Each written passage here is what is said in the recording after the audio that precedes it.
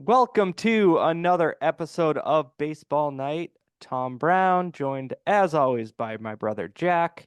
It is February 22nd, Thursday. Jack, the whole team's there with the Red Sox. Yep. Uh, Whole squad, they've had their workouts. We're getting pretty much daily updates from Alex Cora and some players. And the big story that came out yesterday was Rafael Devers was one of those players that had a press conference, and through his translator, he just said he would like ownership in the front office to do more. And when pressed on it, he just said, "You know, and I know what we need. We all know Yeah, what we need," I absolutely. think was the quote. What they need is pitching. I'm not sure that Devers necessarily meant that. It sounded like from his tone, he just meant that ownership needs to invest in the team. Um, Good for him. I'm glad he called them out. I mean, I hate hearing stories about how everybody's at dinner and Dustin Pedroia sends a text about available free agents. Um, Oh my Great. God. I They're not forgot going to about do any that. of that. But it's nice to see somebody who's currently on the team call them out for not only giving Casas what was a laughable extension. Granted, he hasn't earned it yet, and they still have him under control for a while. But, it was reported that it was like $30 million over 5 or 6 years, which that's classic Red Sox ownership right now. Lowball your star or lowball a future potential star and have him walk. Yeah, I like that Devers did it. I don't like that nothing's going to happen. They made a move this week, which we're going to talk about in a second, which is puzzling to say the least. Um, and here we are. We got the whole team in camp, and the only thing any reporter has asked any player yet, I don't know if you picked up on this, is how good do you think the team is? Because the reporters are trying to build in the narrative that, hey, the ownership group didn't do anything. So do you guys know how bad you are? Which is essentially all the first 2 weeks of camp. That's all the questions have been like, well, I think that if we go out here and compete, we can be, a little bit better than everybody suggests, which just means no, we're going to finish in last. I I want to go back to the Dustin Pedroia thing you said. So Sam Kennedy in an interview with reporters said he was at dinner with Alex Cora and other people in the front office, and they got the FaceTime from Dustin Pedroia, and he pointed out who was still available for free agents. This, know what this reminds me of, Jack? I just thought of this on the spot. I hadn't in it. I think it's a good analogy. It is the guy that stands and watches the winning team celebrate while the confetti goes all around and the media gets the picture of it. And then someone says, "Oh, look out for this guy. He's going to be the most dangerous guy in the league next year." When in reality, you're just doing it for that. You're doing it for the just to do it. So why are you saying Dustin Pedroia called us and told us guys were available? That's the most nonsense thing in the world to bring up. And then you're not going to sign Blake Snell. You're not going to sign Jordan Montgomery. You're just doing it to say, like, I honestly don't even know why. Like, It's Petey, almost we like talked we talked to him. it's a defense mechanism being like we hear it and we're working towards it, just so another reporter doesn't ask the question. Um, It when but I we mean, got that even sent to still, us by Mike, sorry, when we got that sent to us by Mike in our group chat, you just responded, "When he talks, my skin crawls." yeah, I mean that. Sam Kennedy, you're welcome to come on this show, but And Jack will we're just not going. We're squirm not in going to his seat take it the whole easy. time. Yeah, he's a snake oil salesman, dude. That's what he is. I know that's his job, but that's what he is. He's supposed to get the fans excited for a modest increase because Dustin Pedroia called on FaceTime while Alex Cora and Sam Kennedy were out having a meal. Anything, I mean, unless Liam Hendriks was on that list of people Dustin Pedroia said to sign, that's not a reportable news story that one No, of your former players has your number. it's seriously just like, Dustin Pedroia. Remember him? Member berries? Petey, Remember? he's a dirt dog. Yeah, it Uh, seriously was honest to God, like propaganda. Like, no, no, no. You remember how tough Pedroia was? He's in our ear. So we're gonna do something. mhm. 14% increase on beer. He will never lose his job because he is just flinging himself in front of bullets for John Henry. Because that was the day John Henry was in camp. And he just is like, just diving in front of every possible bit of shrapnel, anything that could get to him. That guy, his sole purpose is to go out there and just take punches for John Henry. Great. What a Yeah. president. So you alluded to the signing. The Red Sox signed Liam Hendriks, where I initially said to you, oh, the Red Sox signed Liam Hendriks. So that means see you later, Kenley. Then I scrolled Twitter like two more tweets down. Liam Hendriks, who had Tommy John surgery in August of last year. And it's just another injured guy.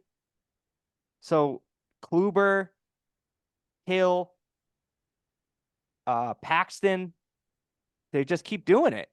Running back, let's sign an injured 30-year-old pitcher who has been good in the past. Yep, a former All-Star. I like him. Great, Um, great, really, really good closer when he was cooking. Dropped a fantastic C-bomb. And he's a 35-year-old cancer survivor with coming off Tommy John surgery. What the fuck? What is that address? Yeah. He's not on the opening day roster because he's not medically cleared to participate in camp. His last two What full did they seasons. sign? $10 million guaranteed. Yeah, with contract incentives and a mutual option for 2026. It's not just like a 1-year deal. He's here next year. Similar to the Justin Turner stuff, maybe something could happen in the offseason. Maybe he's there for when he comes back. They're trying to trade Kenley at the trade deadline, and get something back for him when Liam Hendriks is coming back. I mean, Baseball Reference has his 2024 projected stats here. They have paid $10 million guaranteed for projected 33 innings with a ERA of 3.82 out of the bullpen. That's projected. But I mean, at this point, to be quite honest with you, if they get 33 innings out of a coming off Tommy John Liam Hendriks, I would be surprised because that number seems high to me. Hey, look at that again. Is that innings or total batters faced? Because I'm getting 33 total batters faced on Fangraphs. I'm getting like on the 13 projections. innings. Yeah. Uh-huh. 8 innings, Well, 13 innings. That's what I mean. It seems high. Like Yeah. it's a year. If he had Tommy John in August, so he's coming back maybe next August. If you're lucky, next July, and you can move Kenley at the end of the deadline. But I mean, a steady decline. He did have cancer and went through that treatment, but at his best, which was in 2019, he had a 1.8 ERA in his age 30 season with 40 saves. I'm sorry, 25 saves. He got 38 saves 2 years later in 2021. A three-time All-Star. That is not a good signing. I'll just go ahead and say that. It's not a good signing. It's not even, you can't even use depth as an excuse. No, because he's not going to be on the team. This is Alberto Mondesi, Yes, where yes, it is. you signed an injured guy knowing he was going into the season injured, and he gave you 0 innings of production. The only difference is this is a $10 million guaranteed deal. There's a Yeah. difference between spending your money and spending your money correctly. This is the former. You're just spending money to be like, signed an all-star. 2 years in a row, we've signed all-stars at the back of our bullpen. So Just maddening. And I swear to God, if Pedroia said you need to go out there and sign Liam Hendriks, I just can't imagine he did, but oh my goodness, that would be brutal. That oh my God, sorry, I'm just looking at their team payroll page. Eric oh, Hosmer why? just retired, and they're paying him $13.6 million for this year and next year. So that trade was So good. 23.6 In dead money, just in 2 players right there. They're Bad. they are estimated payroll of 178 million. I think I read somewhere that with the Liam Hendriks signing and Lucas Giolito, they have spent like 20 million total on new money, because I don't think they count Tyler O'Neill because he was a trade. They've Yep. offered $20 million just for 2 mid-30 guys that have been declining or are hurt. Technically, Luis Giolito's not 30 yet, but yes, I get what you're saying. I thought he was older. What is he, It's 28? 29. Oh, well, good But for he's him. 29 with a career 4.43 ERA and 61.62. I mean, 29. then, Yeah. and we've talked about it since his age 24 All-Star season. He is, Which he was on the same team as Liam Hendriks. um, boy, I don't know. I don't understand it. I like the player. I love the player. Correct me if I'm wrong. He might have won Comeback Player of the Year when he came back from his cancer surgery. Last year, yeah. I just don't I don't see where he fits in, and I especially don't see what need that signing addressed. Yeah, because as of right now, you have a solid back of the bullpen between Martin and Jansen. And listen, I know he's still fresh, but Bernardino came on pretty strong last year and had a decent bullpen year. Yeah. Oh, speaking of bullpen moves, they did trade John Schreiber. Okay. Who, had a really good 2021, but then was not, or was it 2022? Had a really good 2022, and then his ERA went up 1.5 last year, but his FIP went up 2 full points.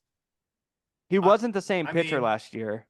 No, he wasn't the same pitcher, but I mean, if anybody in the front office at Fenway Park will tell you, that's because of Dave Bush. Dave Bush isn't the pitching coach anymore. So, I mean, they've addressed that need with Andrew Bailey, Tom. Yeah, I mean, you're tough on Andrew Bailey. We haven't seen anything yet. You got to give him at least some time. I mean, I'm more tough on the fact that they think changing a pitching coach can rectify Brazzers having a 5.4 ERA here and then being under 1 in LA. So, I mean, I understand that it's something here. Wouldn't that be the exact case that something was wrong with how pitching was? I didn't like here? Dave Bush. I'm saying that the narrative of hiring Breslow and then Bailey were pitching gurus. They're going to develop pitching. Part of develop pitching is having talent come into your organization or in your minor leagues to develop to be those star pitchers. On their current roster, with the exception of Brian Bayo, they do not have that guy anywhere in their system. No, the guy they traded for Schreiber is a guy they hope will improve. He's 23, but he's only going to be an A ball, or he's only pitched an A ball, so who knows where he'll be this year. But it's just funny because I did see people online saying, why are you getting rid of a good bullpen arm? Because he's going to turn 30 before the season. You just got a 23-year-old guy in A ball that could be that projects to be a good starting pitcher.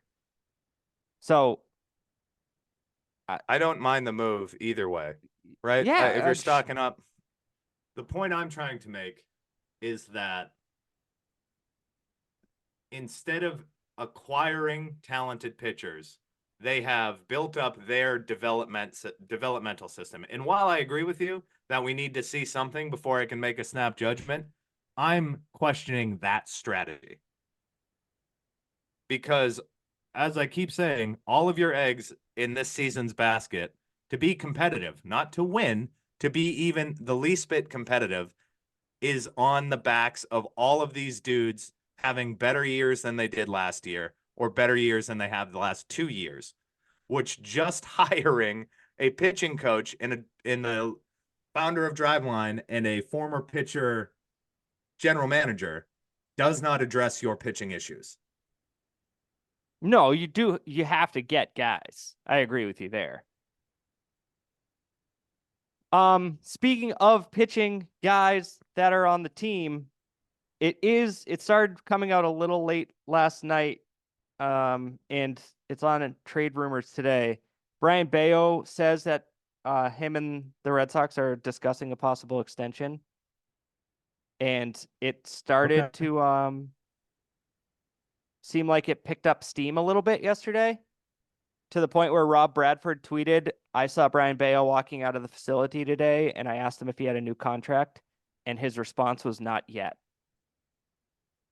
So they may be signing Brian Bayo. Hopefully it's a better offer than they gave Casas, because he just straight up said it wasn't enticing, which is hurtful.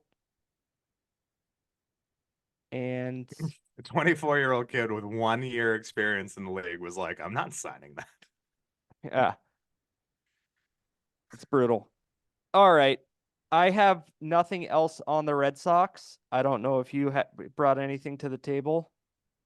The only other thing I want to touch on as I read this stat is the Boston Red Sox in both right field and second base have had and will have a new player playing that position every season on opening day for the past 5 years. I'm hoping that Vaughn Grissom and Jarren Duran add some bit of consistency to those two positions. It is the fourth longest active streak of a position player with number one. Do you want to know what number one is, Tom? What position on what position on what team has had a new player at every opening day? Oh, I will never get this. But once I tell you the answer, you'll be able to correlate it to the exact root cause. Is it the Yankees in shortstop? No. Oh.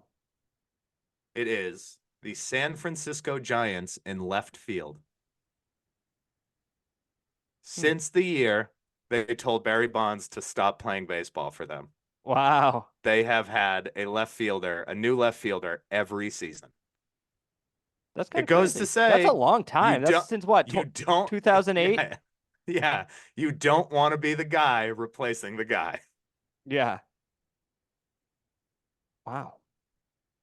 That's crazy. And on that note, I'm flipping through Instagram today, and in Major League Baseball Network revealed their top 10 players in baseball. And I'm flipping through and I'm like, okay, Shohei is going to be number one. He's not, Jack. Was it Shohei is number 4. apparently that UCL,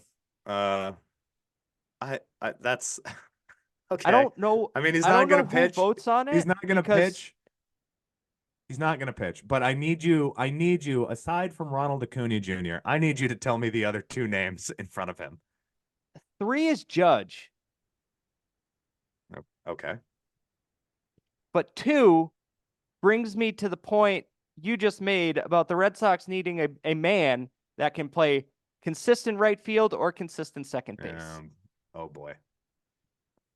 I don't know who votes on it because I don't know why I Judge think is it's ahead the of Shohei. shredder.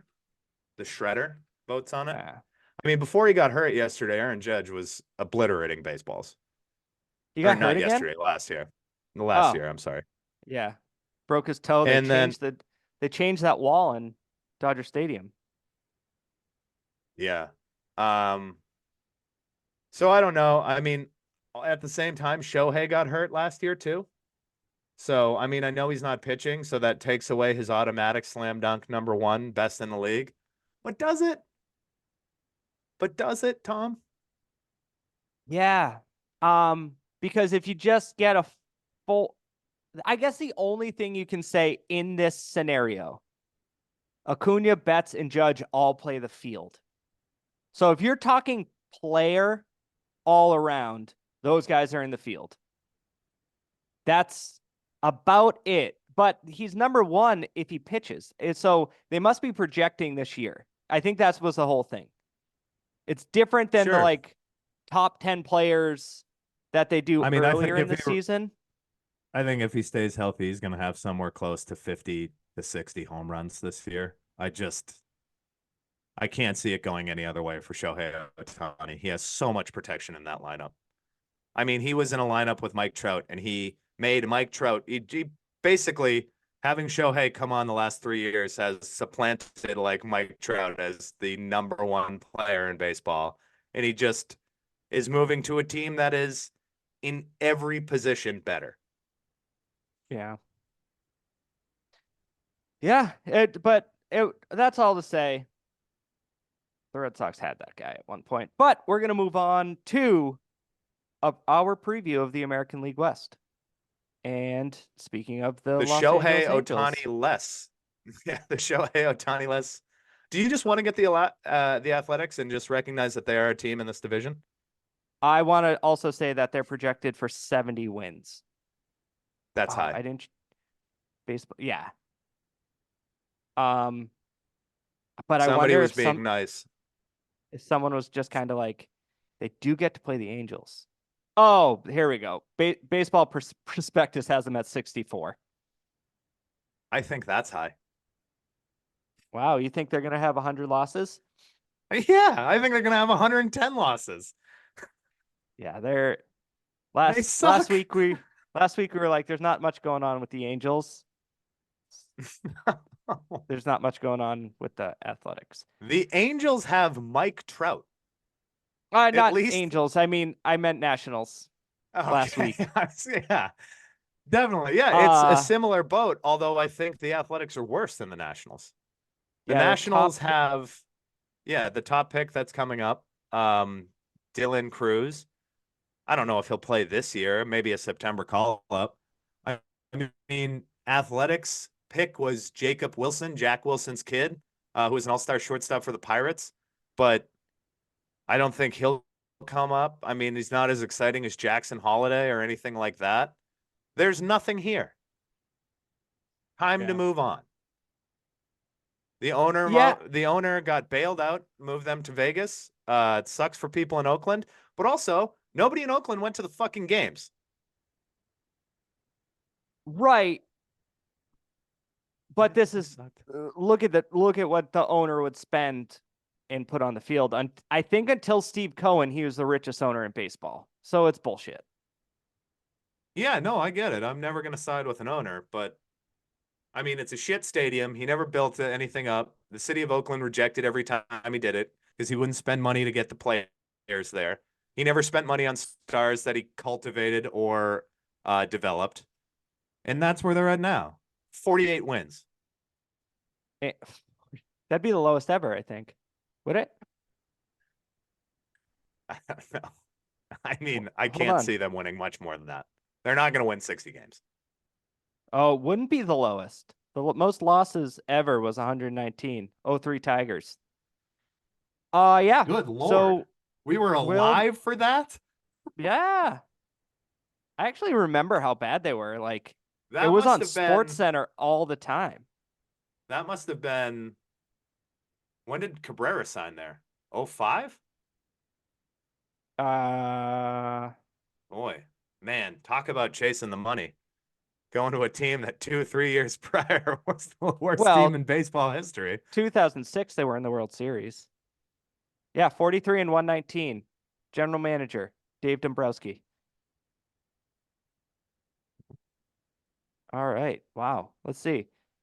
Brandon Inge, Carlos Pena, Warren Morris, Ramon Santiago, Eric Munson, Craig Monroe, Alex Sanchez, Bobby Higginson, Dimitri Young. That's your lineup. So, just to put this into context, us talking about the 2003 Detroit Tigers is how bad the current Oakland Athletics are. Yes. So we'll move on to Mike Trout and his friends. The Angels are projected to win 73 or 79 games, depending on where you look. Yeah.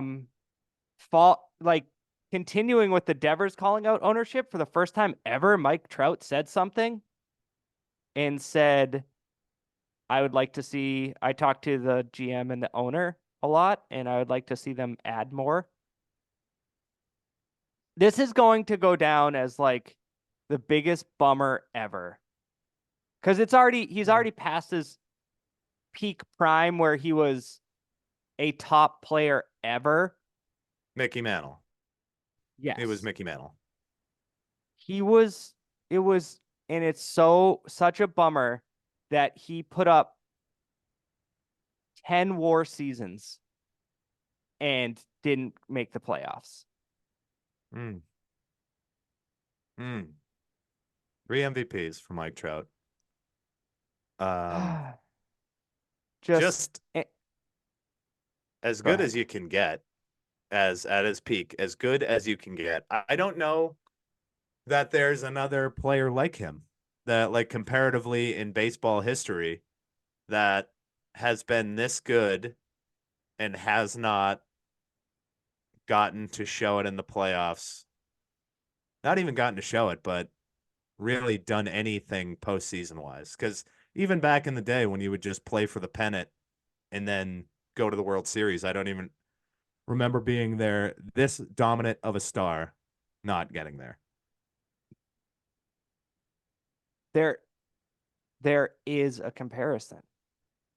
Give it to me. It's Ted Williams.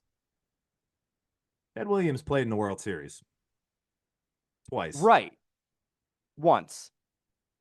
I thought it was twice, but okay. Yeah, that makes sense. Once. And he broke his elbow beforehand. I'm just saying he was a star that now the difference is you had to win, you had to have the best record in the American League to make that World Series. The Angels have had to have the top four, a top 4 or top now 7 record to get into the playoffs. That's the difference. But in terms of absolute star that didn't get to have a lot of postseason play, any Red Sox star like Yaz, but Yaz dominated and then dominated the playoffs. It's just, yeah, it's just a shame because because he's over the 8 to 10 WAR seasons in MVP seasons, people are like, yeah, he was good, like really good, but like now he's bland to people, and it's like, no, you are missing the point. Mm-hmm. It is an organizational fuck up what happened to him.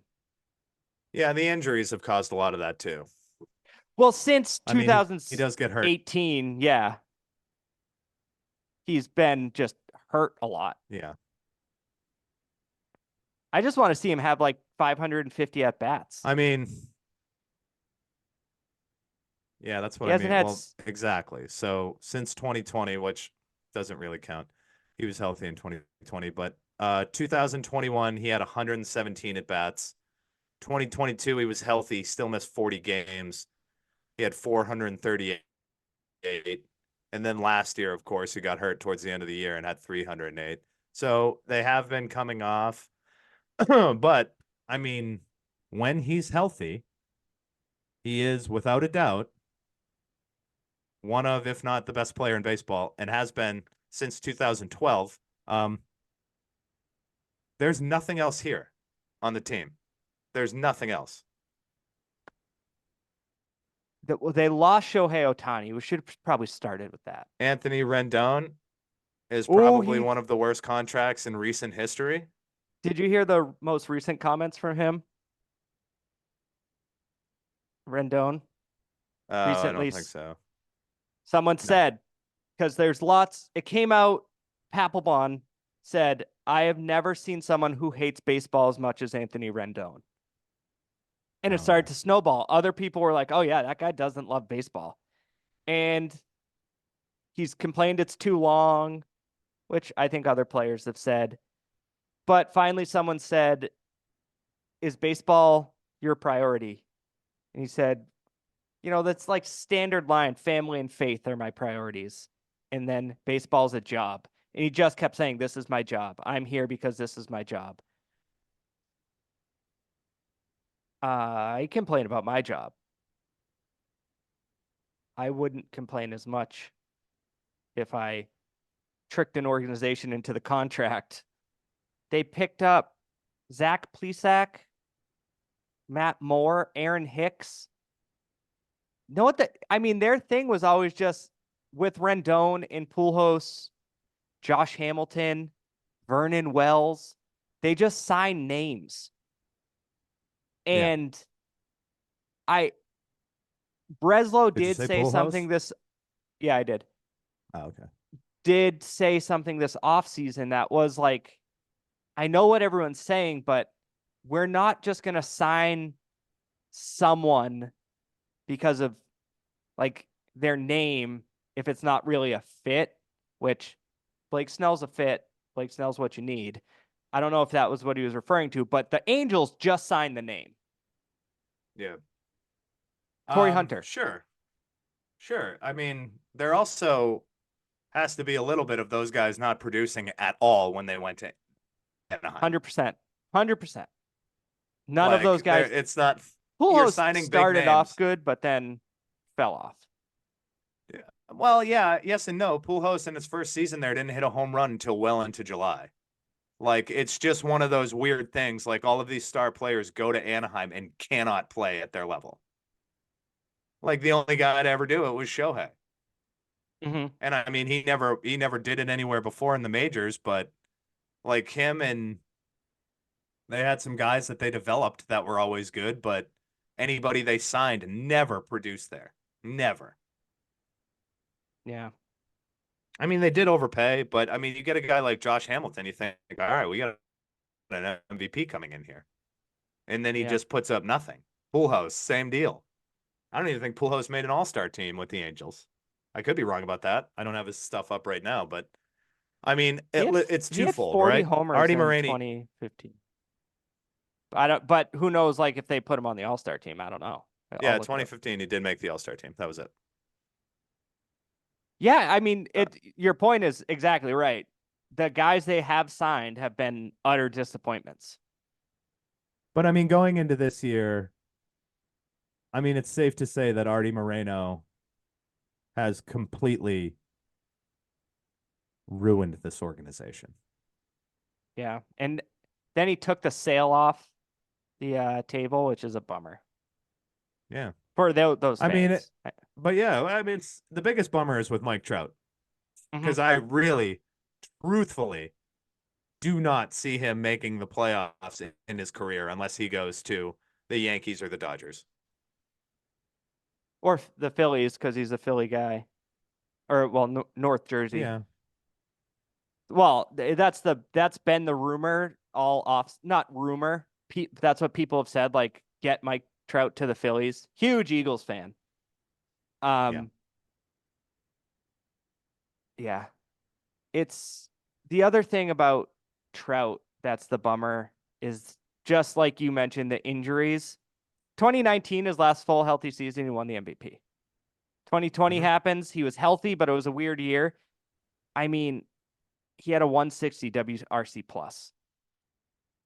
Then 2020, he had a weird calf injury that was like a calf strain that kept him out the whole year. Then he joined the 40-40 club, Jack. We talked about it because we had the podcast. Missed 40 games and hit 40 home runs. The guy is still good. He just yeah.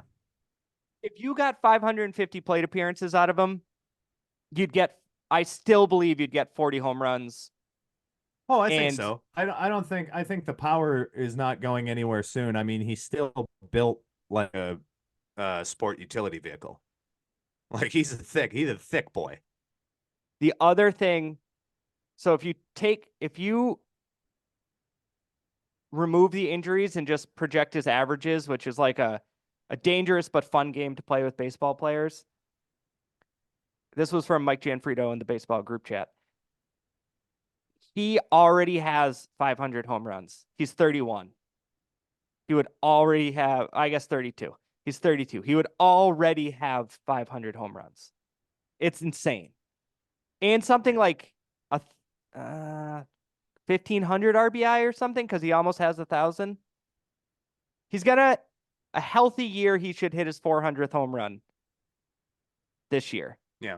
It's just 32 crazy. away. Yeah. And I actually was like, oh, shit, he might get it next year. Or last year, I mean. And then he got hurt. And slumped, had his worst ever June. Like, he had the worst ever stretch of his career. What's crazy, too, is how many different errors of those players that they went in there and got that he went through. Mm-hmm. Like, he was there for Torrey Hunter. He was there for Pujols. He was there for Rendon. I don't know if he was there for Hamilton, but he was there for Shohei. I think and he still was. never I think did anything.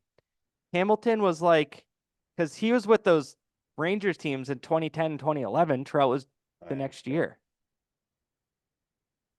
Yeah, it's a bummer. And like you said, the team doesn't have much going for it still. It's really just the stay healthy, put up numbers. That's what we want to see with Trout. Taylor Ward, Mickey Moniak, Logan O'Hoppe is an okay catcher. Might be good. I think he got dinged up. Huh? Said his baseball card. Bad baseball card? Shit. I mean, what am I going to do with a buck? What am I going to do with a $1.75? Mm. You know, well, you could go to a vending machine, get some peanut M&Ms. Here's a little odd thing based on projections, Jack. Depending on where you look, the Rangers, the reigning World Series champions, might be third. Baseball Prospectus has the difference between them and the Mariners 2 games. Oh, okay. That's not what Fangraphs says.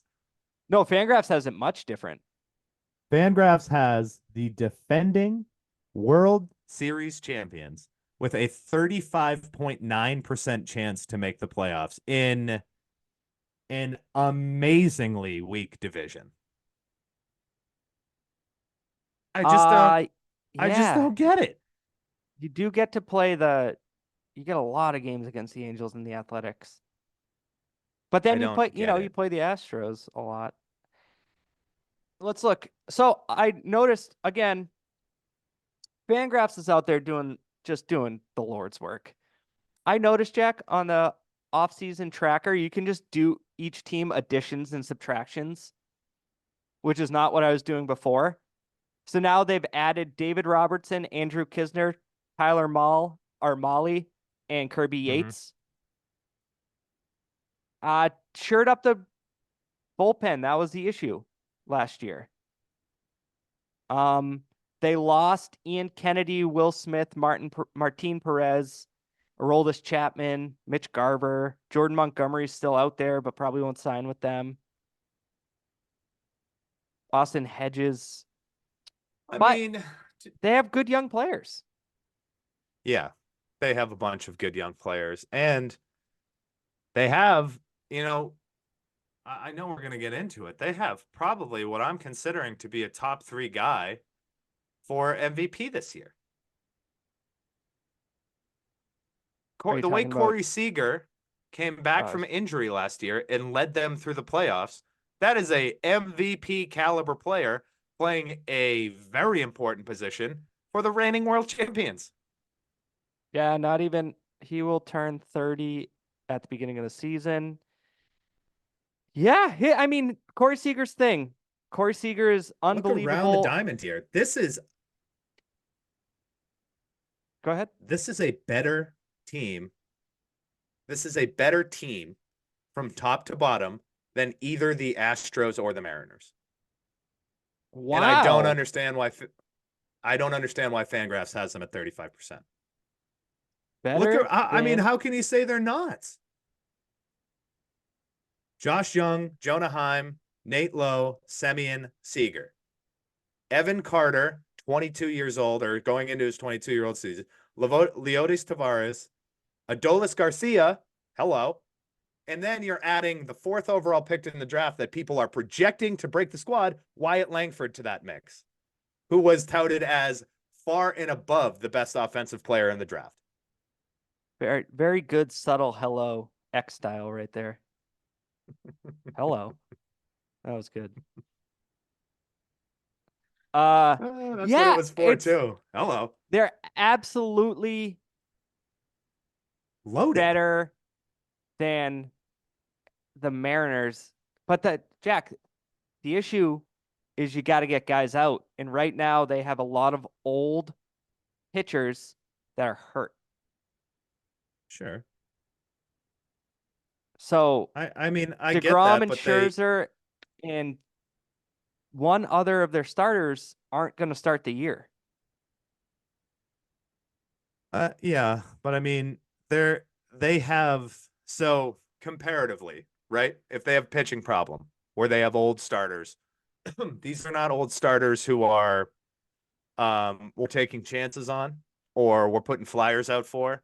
I mean, granted, there is a flyer on Max Scherzer to try to get that as he's getting up in years. Jacob deGrom comes back and is half of Jacob deGrom. He's an all-star starting pitcher.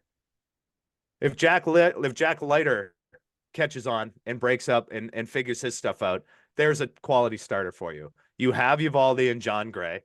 I mean, you lost Montgomery, but until the playoffs, I would argue that Jordan Montgomery wasn't that great.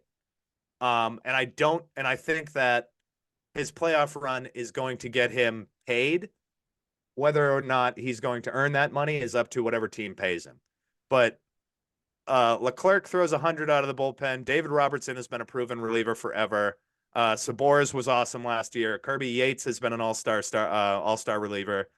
I don't see where you can look apple for apple at a team like the Astros and say this team is better than the Rangers.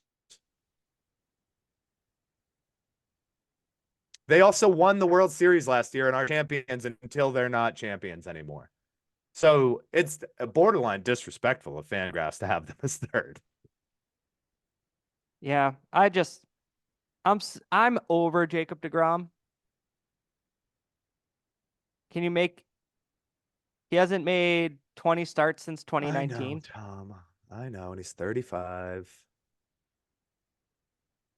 Yeah, I get you. I get you.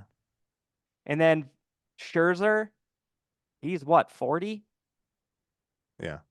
Tyler Mahle is also going to start he had Tommy John surgery. Max Scherzer was responsible for my favorite part of last year's season. I went to a Mets Red Sox game that Scherzer started and Casas took him deep twice. So, oh, nice. Yeah, it was great. Well, oh, he's not 40 yet. He'll be 40 in July. Just, you got to get people out. You can lose a lot of 6-5 ball games. Yeah, I mean, maybe. That was the knock on them going into last year too. And they won the World Series. Yeah, they sure did. I'm surprised. Fangraphs must love the young pitching of the Mariners. That's the surprising thing. It is surprising. But they do have a top 5 most exciting player in baseball on their team in Julio Rodriguez. Absolutely. JP Crawford is just a guy you want to have, honestly. Just like you're not upset if JP Crawford is your shortstop. Nope, he's going to catch that baseball. But the other thing, is just kind of if Julio Rodriguez is slumping again, like where are the runs coming from on this Mariners That's team? what I said to you last year when we did our bold predictions for the second half at the All-Star break.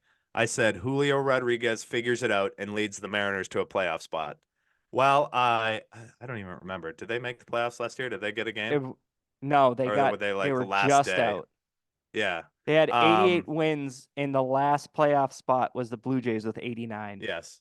And they're opening up against the Red Sox this year, so we'll be glued to those first 3 games at 10 p.m. at night.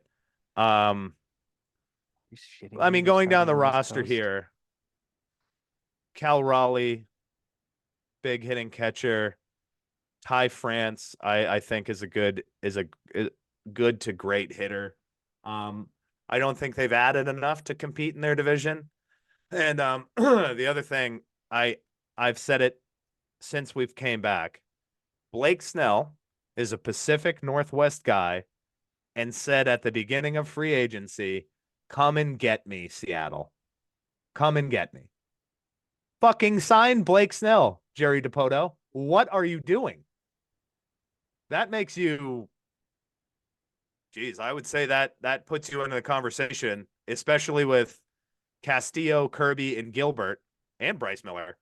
That's a hell of a rotation if you add Blake Snell to it. A really good rotation.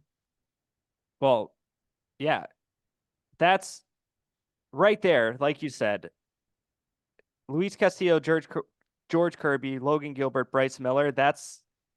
You might not find a better 1 through 4. The Dodgers, if they're healthy, but yeah, you're right. Yeah, that is. Whew. And obviously, if you added Blake Snell to that, then that's the best rotation in baseball. Yeah, by a mile. Offensively, though, you're right. They need somebody else to help Julio Rodriguez out. I don't necessarily think Luis Urias is there. Weirdest stance I think I've ever seen in baseball history, but I don't know. I like Ty France. You were hot on Haniger last year, but I don't know. I don't see it with him. Yeah, Seattle's a tough place to hit. Yeah. Last year he went to San Francisco. Oh yeah. He had 39 homers in 2021 and then just really fell off. He got hurt. So, he hasn't played. Julio Rodriguez is going into his age 23 season. He's locked up for 12 years because unlike other teams, they invested in their young generational talent. He is, God, talk about a top 5 guy in the league. Absolutely. It's funny, like a guy like Julio Rodriguez, will make you forget about a guy of like how good a guy like Bobby Witt is. It's just amazing that there's this much young talent in baseball right now. Yeah. I think they're good. I think their pitching is incredible. I don't think they've added anything. They've added Austin Voth and Mitch Garver. Okay. Why wouldn't they take a flyer on Cody Bellinger? Put him at first base? I don't know, position-wise, I guess. Ty France is playing over there. But France has played to tell second you the truth. He did. in the past. In the past, he Oh. has. I didn't know that, but I would say I'm confused as to why nobody has offered Cody Bellinger anything yet. That's really strange to me. I'll tell you why. because we might be past the point where it makes sense to have Scott Boras as your agent. Now these guys are missing spring training. The top 4 guys left all have Boras as an agent. Man, good for Scott It's Boras, just I guess. great for him, but also get your guys signed before pitchers and catchers report, so you have a full spring training. Yeah. I mean, you just see it over and over when guys sign into spring, they struggle. But now we're gonna go to, the king of the castle right now, which doesn't even make sense because they didn't win the division technically I don't last year. understand that. The I mean, they are built to win. Astros. That's the only thing they do every year is they're built to win. They have an 87% chance to make the playoffs, according to Fangraphs, an 11% chance to win the World Series, which is highest in the American League, 3rd highest overall behind the Braves and the Dodgers. So you were saying going around the world, you don't see around the horn. The Rangers, anyone matching up? Let's see. Yeah, these guys are good. I mean, I guess they're good. You put Yordan Alvarez at the DH, Kyle Tucker, the corner outfield with Chas McCormick. I think he's rated fine. But yeah, Pena's not better than Seager. Bregman's better than Josh Young. Catcher is probably push. Abreu It depends. and yeah, Heim could take a little step because he was just a rookie last year. Yeah, actually, Jonah Heim I would take Jonah Heim at catcher over Yandy Diaz. Jose Abreu, kind of fallen off. Altuve is very good not compared to Semien, though. I'd rather have Semien there. Kyle Tucker over Garcia. Yeah, I guess. Kyle Tucker's one of the best players in baseball, too. He might just break the all the way out this year. Yeah, Simeon's an 27 interesting cat. I read an article about him because someone said, like, how good is Marcus Semien? And someone, like, he's good, he's really good. But they pointed out when you see like who has the highest WAR of the last however many years, he's always like 3rd. And they pointed out it's a little fluky because that can be manipulated because he plays 162 games, which is a skill in itself, playing 162 games. But the more games you play, your WAR is going to tick up. But you have to be successful you have to be good. So I am shocked, absolutely flabbergasted, you would take Semien over Altuve. I like Jose Altuve. You've always been an Altuve guy. I'm looking at his stuff right now. Again, he's a terrific hitter. Not really on pace to what he was doing. Power numbers are way down. I mean, 31 COVID year 5, 31, 28, 17 last year. I mean, he missed a ton of games because he broke his hand, but yeah. I mean, I don't know. I think that he's quite a bit older than Semien is. Yeah, I don't know. I guess my question to you about Altuve is he's got 2,047 hits and he's 33. What do you think? Well, let me start with Semien is 4 months younger than Altuve. Simeon's deceptively old. Quite a bit. Quite a bit. The 3,000 hits, that's what you're asking.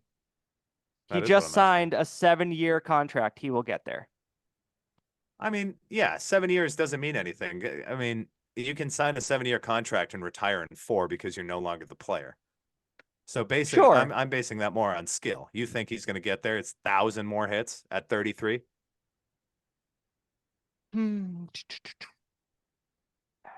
Yeah. It's 5 years of 200 hits. Sure. But it's also like... I mean, he's a 200 hit guy. That's why I say that. Yeah. if he has, let's see. Let's do a quick some math here. I know I'm gonna do Semyon this is backwards. deceptively old, huh? Jeez, Yeah, Louise. 6.5 years No at kidding. 150 hits a year. 2000. It's gonna be close. He might finish with like 3,007 hits. Like So one of that's like the those. thing, though. If you're on that decline in your career and you're close enough, they're just like, just hang on. Miguel Like, because, Cabrera. well, I mean, that's what I mean. Because, like, without the COVID season, Cabrera plays 140 games. He doesn't play any of last year, I don't think, because he gets Yeah, 3,000 hits in 2022. yeah, yeah. I mean, Um, Semyon's numbers are ticking up.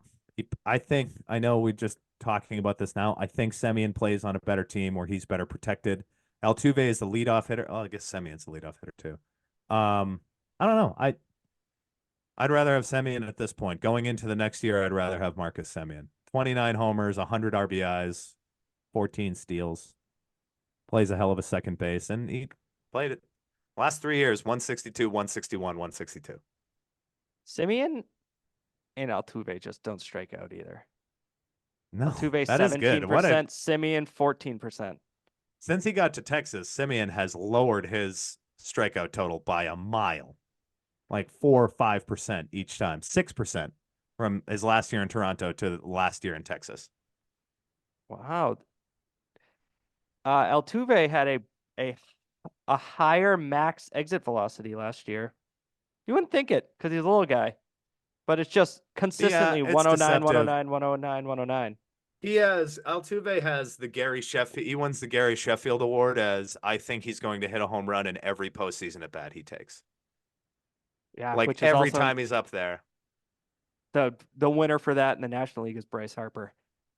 Yeah, I know, but it's like literally anybody 1 through 6 on the Phillies last year looked like they were going to hit a home run in the playoffs. But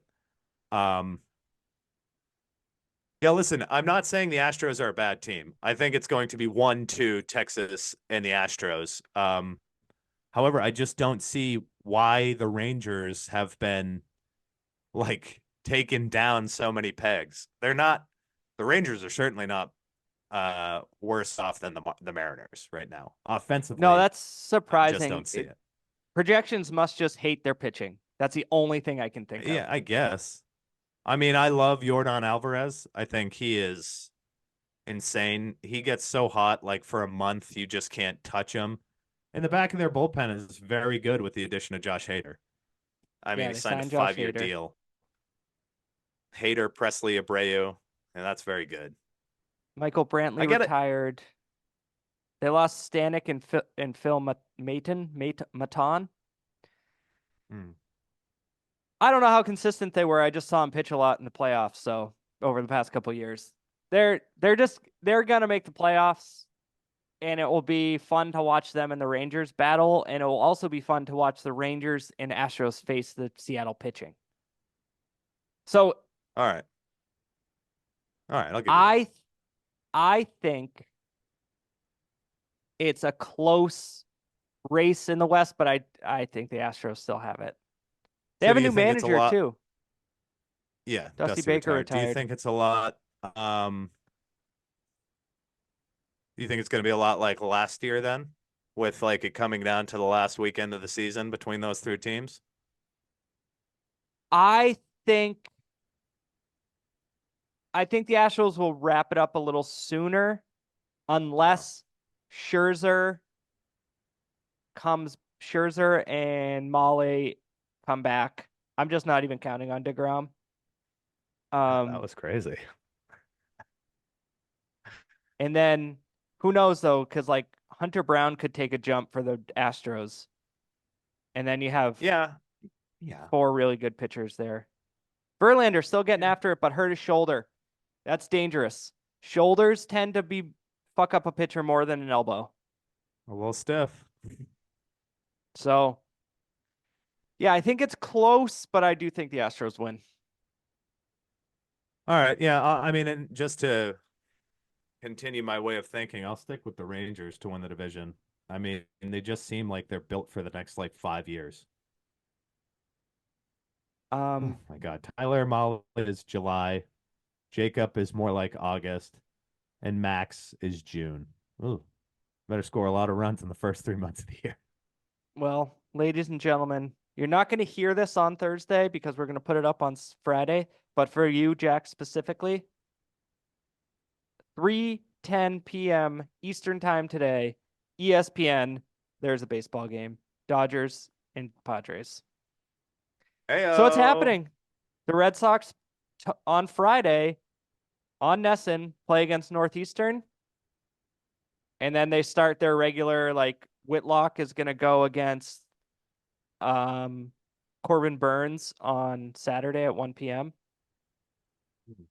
Right. So I forgot. we're I forgot that Corbin Burns is now in the same division as the Red Sox. yeah, we're not there yet. That's gonna be a very frustrating episode. More than Corbin Burns, it's the Juan Soto aspect of entering this division. Could you imagine if more than go ahead. if Shohei signed with the Blue Jays, how frustrating the offseason would have been? I would be at a point where I don't think I'd enjoy doing the podcast anymore. Yeah. But I also think it would have been better than the Dodgers. I Just agree. me. I agree. But if it was Ohtani, Corbin Burns, and Juan Soto compared to Lucas Giolito. I mean, even still saying that, oh man, I just kind of realized Threw it up all. in your mouth. Gonna be a long Late year, break- folks. Late breaking news: the Marlins have signed Tim Anderson. So we can end with some news that will be out of date when you hear this. Kind of. Well, yeah, I mean he's going to play for the Marlins this year, but You anything got to else get on out of the same AL? division with. Well, no, you got to get out of the same division as Jose Ramirez. Can't be in the Yeah, same when division as guy who cold cocked you and laid you out at second base. Yeah, you took that L. You have to move. That's the Yeah. rules of second base street fighting. All right, You get Jack, knocked out in a fight at second base. Oh, hold on. Oh. We got some more news here. Oh, I got good news and bad news, Tom. Which one do you want first? Always the bad news. Blake Snell, the Yankees. Kodai Senga has been shut down. Oh, Not expected to be ready for opening day. No. What? Yeah. Right posterior capsule strain. He's got an Not ass the problem. capsule. Got an ass problem. No, that's shoulder strain. And the good news for all of our Buccos fans, Mitch Keller signed a 5-year, $77 million extension with the Pirates. Honestly, good job getting that bag. I'm like pissed about the Kodai Senga thing. Yeah, oh, me too. I loved Kodai Senga. As we said during our NL East preview, he is a favorite of this podcast with the most dominant pitch in baseball right now. I hate shoulder injuries. Just a strain, though. Just a strain. Yeah, it's just that he's shut down. Well, being shut down for all the spring training usually means you're not coming back until mid-May. Yeah. All right, Jack. Well, how to ruin my day. Sorry, bud. All right. Well, I'll talk to you later. Maybe I'll see you this weekend. I'm coming down south.